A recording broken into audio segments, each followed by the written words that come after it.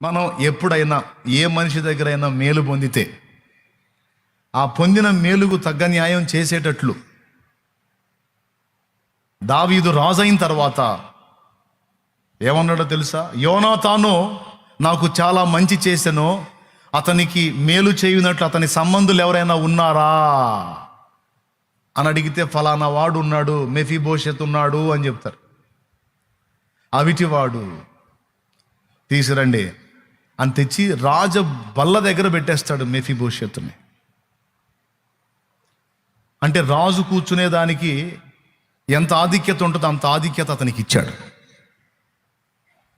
కృతజ్ఞత, నాకు మేలు చేసినోని నేను మర్చిపోను,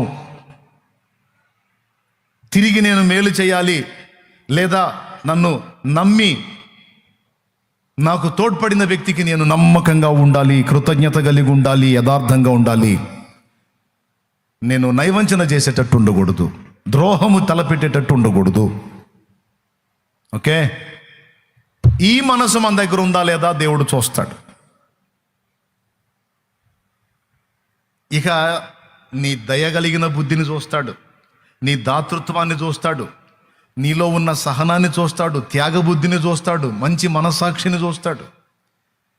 ఇదంతా పరిశీలిస్తాడండి. ఇప్పుడు ఇవన్నీ చెప్పినాక మీకు 2 ప్రశ్నలు తాటికి కూడా సమాధానం చెబుతా. ప్రశ్న ఏం వచ్చిద్దో నేనే చెప్పి సమాధానం కూడా నేనే చెబుతాను. దేవునికి స్తోత్రం, మీరే ఇబ్బంది పడకండి. జస్ట్ మీకు ఒక చిన్న వచనం చూపిస్తాను చూడండి. సామెతల గ్రంథం 22వ అధ్యాయము 9వ వచనం చూడు.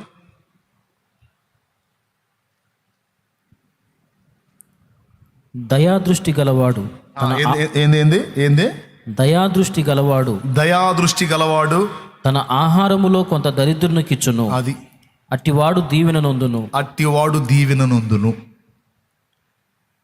దయాదృష్టి గలవాడు తన ఆహారములో కొంత దరిద్రునికి ఇస్తాడట. మెతుకుపోతే బతుకుపోయిద్ది అనే మనస్తత్వం మనకు మంచిది కాదు. దేవుని సంబంధులుగా, దేవుని బిడ్డలుగా, పరిశుద్ధులుగా మన మనస్తత్వం ఎలా ఉండాలంటే, నాకు కొంత ఉంది, ఇందులో కొంత తీసుకెళ్ళి నేను ఆ దరిద్రుడికి ఇస్తాను అనే మనసు మనకి ఉండాలి. దాన్ని సాధన చేయాలి. 10 రూపాయలు నా దగ్గర ఉందంటే 1 రూపాయి కూడా నోచుకోని స్థితిలో ఎవరున్నారో వానికి నేను కొంత కనీసం నేను 2 రూపాయలు సాయం చేయాలి అనే మైండ్ మనకు ఉండాలి. ఏమంటారు? ఈ విధంగా మనం ఇలాంటి మనస్తత్వాన్ని సమస్త ప్రవర్తన యందు దేవుడు చూస్తున్నాడు అని కనిపెట్టి చేసినప్పుడు, ఇలానే చేయడానికి మనం కష్టపడుతున్నప్పుడు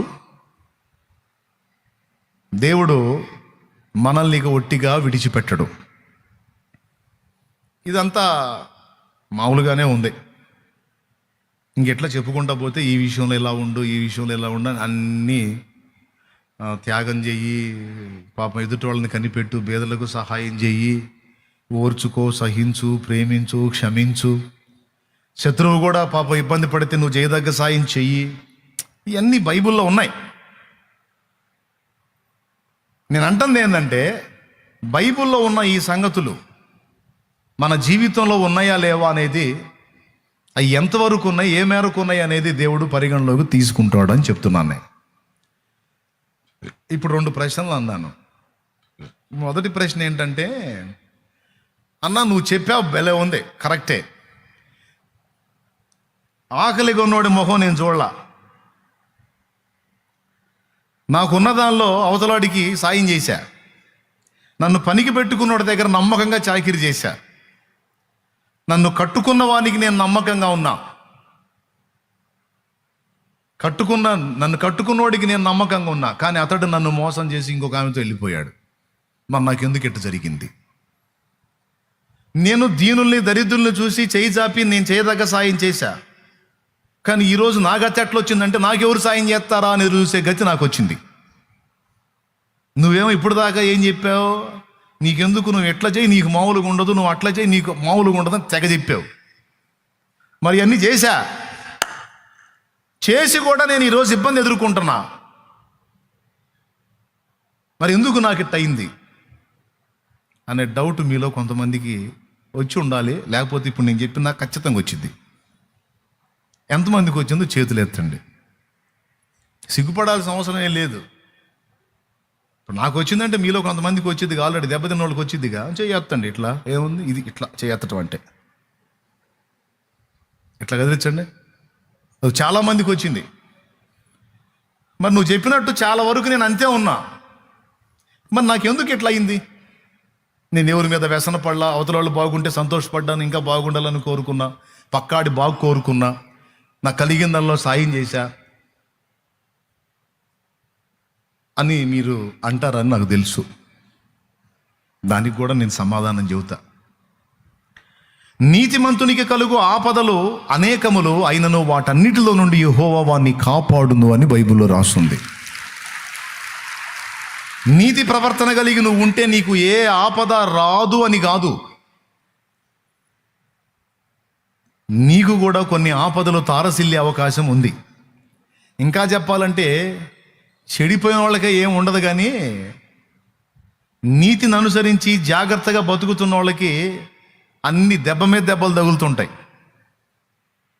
దేవునికి స్తోత్రం. డౌట్ కూడా వచ్చింది. అడ్డదిడ్డంగా బతుకుతున్న వాళ్ళకి ఏమో ఏ నొప్పులు లేవు. ఆ శాలేమన్నా చెప్పినట్టు అంత మంచిగా బతకాలా, ఎంత మంచిగా బతకాలా, అంత నీతిగా బతకాలా, ఎంత నీతిగా బతకాలని నీతంటే నా బతుకు ఎట్ట తగలబడింది అని నువ్వు అనుకోవచ్చు. కొంతమందిని చూసినప్పుడు నీకు సందేహం రావచ్చు. దానికి నా సమాధానం ఏంటంటే, దేవుడు కొన్ని కారణాలను బట్టి నిన్ను ఆ పరిస్థితుల్లోకి తీసుకెళ్ళి ఉండొచ్చు. వాటిలో మొట్టమొదటిది ఏంటంటే, నీ మనస్తత్వములో మార్పు వచ్చిద్దా, నువ్వు అంతే ఉంటావా? మేలు చేసి నువ్వు కీడులో పడతావు, అవతల వాళ్ళకి మేలు చేసి నువ్వు కీడులో పడతావు. నీకు డౌట్ వచ్చింది, ఇదేంది, నేను మంచి చేసి నేను ఇబ్బందులు పడుతున్నానేంది అని. కొంతమంది ఏమనుకుంటారో తెలుసా? అబ్బాయి న్యాయానికి కూడు లేదురా, మంచికి పోతే చెడులు ఎదురొస్తున్నాయి కాబట్టి ఇక మనం మంచిగా ఉంటే కుదరదు, మనం కూడా రివర్స్ అవ్వాల్సిందే, మనం కూడా వాళ్ళకంటే దరిద్రంగా తయారైతేనే అని నువ్వు దరిద్రంగా మారుతావా? లేకపోతే వంచనకు గురైనా, అన్యాయాన్ని పొందినా, నీతిగా నిలబడి నష్టపోయినా నీ తత్వాన్ని మార్చుకోకుండా నువ్వు స్థిరంగా ఉంటావా అనే ఒక ఎగ్జామ్ కోసం, ఒక పరీక్ష కోసం దేవుడు నీకు కొన్ని శ్రమలను అనుమతించే అవకాశం ఉంది. మరి చూసుకోవద్దా నీ నాణ్యత ఏందో? ఇప్పుడు నీ సంబడం ఏం తేలాలిగా దేవునికి. అందుకోసం రివర్సల్ ఎదురయ్యేటట్టు అనుమతిస్తాడు. తెలియకుండా రావు, తెలిసే వస్తాయి ఆయనకి. ఏమన్నా అర్థమవుతుందని నేను చెప్పేది? అలా ఖచ్చితంగా టెస్ట్ చేస్తాడు ఆయన. ఇప్పుడు నువ్వు ఎలా ఉండాలంటే చెబుతున్నా, నేను మంచి చేస్తే నాకు ఇట్లా అయింది కాబట్టి నేను కూడా ఇక చెడిపోతా అని నువ్వు మారితే నీ వ్యక్తిత్వం, నువ్వు కనపరిచిన నీతంతా కూడా టెంపరీ అన్నమాట, తాత్కాలికం. అన్ని సజావుగా సాగినప్పుడు నువ్వు నీతిమంతురాలు, పరిస్థితులు బెడిస్తే రివర్స్ అవుతావు నువ్వు. కానీ దేవుని వాక్యం ఏం చెబుతుందో తెలుసా? బలురక్కసి చెట్లలో వల్లి పద్మము కనబడినట్లు స్త్రీలలో నా ప్రియురాలు కనబడుచున్నది అన్నాడు. పరమగీతము 2వ అధ్యాయము ఒక్కసారి చూడండి, ఆ మొదటి వచనం నుంచి చూడు. నేను షారోను పొలములో పూయు పుష్పము వంటి దానను, లోయలో పుట్టు పద్మము వంటి దానను, బలురక్కసి చెట్లలో వల్లి పద్మము కనబడినట్లు స్త్రీలలో నా ప్రియురాలు కనబడుచున్నది అని ఆయన అంటున్నాడు. వినండి, ఇక్కడ చుట్టూ ఉన్నాయి బలురక్కసి చెట్లు. ఇప్పుడు ముళ్ళ చెట్టుని మనం ఆప్యాయంగా నిమురుదామా? ఎప్పుడన్నా ముళ్ళ చెట్టుని వెళ్ళి కౌగిలించుకొని చూసారా? ప్రేమగా ముళ్ళ చెట్టుని దగ్గరికి అట్లా ఆదరించారు ఎప్పుడన్నా ముళ్ళ చెట్టుని దగ్గర తీసుకొని, ముళ్ళ చెట్టు ఏం ఫీల్ కావా కానీ అన్నావా? ఎక్కడ టచ్ అయిందో అక్కడ కొయ్యటమే దాని పని. దేవునికి స్తోత్రం. బలురక్కసి చెట్లు, ఆ బలురక్కసి చెట్లలో వల్లి పద్మము కనబడినట్లు స్త్రీలలో నా ప్రియురాలు కనబడుచున్నది అనే మాటని కొంచెం ఆలోచిస్తే, చుట్టూ ఉన్న చెట్లు రక్కసి చెట్లు. అబ్బే, నా చుట్టూ ఉన్న సమాజం అంతా రాక్షస చెట్లు ఉన్నాయి, ఇక్కడ నేను వల్లి పద్మంలాగా నెమ్మదిగా మెల్లగా సాఫ్ట్గా దీనంగా నిర్మలంగా కోమలంగా మృదువుగా ఉంటే జనం లెక్క చేయరు. నేను కూడా రఫ్ అయిపోవాలని వల్లి పద్మం కాస్త బలు రక్కసి చెట్టు అయ్యిద్దా? లేకపోతే చుట్టూ ఉన్నయన్ని బలు రక్కసి చెట్లయి మృదుత్వాన్ని, పరిమళాన్ని, కోమలాన్ని, నిర్మలత్వాన్ని కలిగి ఉన్న ఈ వల్లి పద్మాన్ని ఇబ్బంది పెట్టిన వల్లి పద్మం లాగే ఉంటుందా? ఇది టెస్ట్. ఇది ఒరిజినాలిటీ తేల్చుకోవటానికి. దేవునికి స్తోత్రం, హల్లెలూయా. సమాజం చెక్కిన శిల్పాలని లోకంలో కొన్ని మాటలు విన్నాను నేను. సమాజం చెక్కిన శిల్పాలని. కొంతమంది క్రూరులు ఉంటారు, జైళ్ళలో ఉంటారు. వాళ్ళని ఇంటర్వ్యూ చేసినప్పుడు ఎందుకు నువ్వు ఇంత క్రూరుడుగా తయారయ్యావంటే వాడు చిన్నప్పటి నుంచి ఏం జరిగిందో మొత్తం చెప్పుకుంటూ వస్తాడు. సమాజం తనను ఎంత ఇబ్బంది పెట్టిందో, తన వారిని ఎంత నష్టపోయాడో, చివరికి సమాజంలో తనకి ఎన్ని రకాలుగా అన్యాయం జరిగిందో దానిని బట్టి తాను ఇలా తయారయ్యాడు సైకోలాగా అని చెప్తాడు.